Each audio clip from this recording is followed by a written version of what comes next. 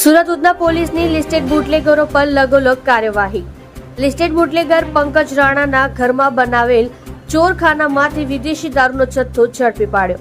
પોતાના ઘરના રસોડામાં બનાવવામાં આવ્યું હતું ચોરખાનું। દિવાલમાં પણ બકોર પાડી ચોરખાનું બનાવવામાં આવ્યું।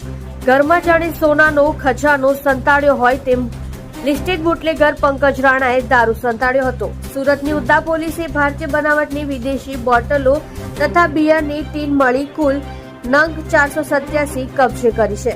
અલગ અલગ ખાનામાંથી કુલ ₹66,000નો દારૂનો ઝડપી પાડ્યો છે।